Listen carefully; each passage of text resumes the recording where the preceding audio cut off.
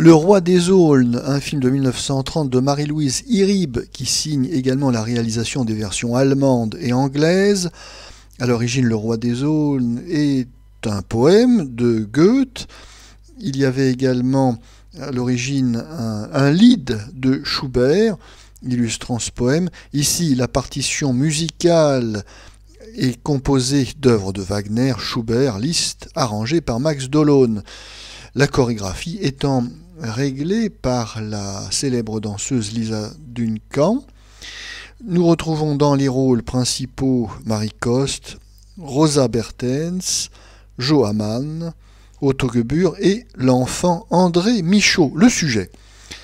Un jeune homme à cheval conduit son fils malade vers leur logis, mais la mort, incarnée pour l'enfant dans Le Roi des Aulnes, l'appelle sans cesse. Quand l'homme atteint enfin sa maison, l'enfant est mort.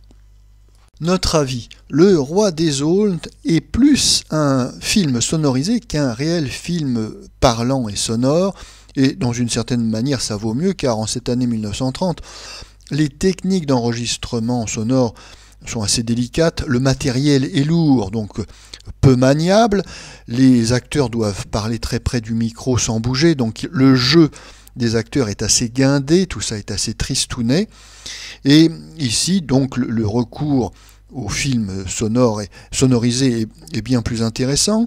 Nous avons quelques lignes de dialogue quand même dans le film, enregistrées en prise directe, mais c'est avant tout un film donc sonorisé avec des partitions musicales, comme je le disais, en introduction.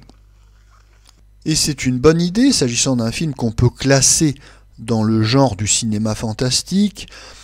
Marie-Louise Iribe, la réalisatrice, a recours à de nombreux trucages habituels qu'on retrouve dans le cinéma muet, notamment composés de surimpression d'images sur l'écran. Oui, donc tout ça contribue à donner un aspect poétique à la narration cinématographique.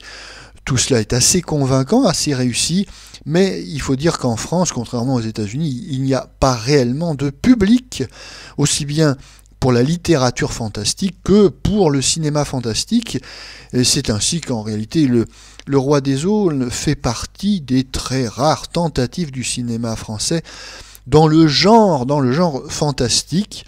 Mais on peut tout à fait se lancer à la découverte de ce film avec plaisir.